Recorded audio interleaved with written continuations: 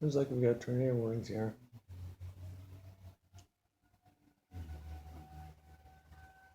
Canadians are too weirded out. Mercedes is showing some concern.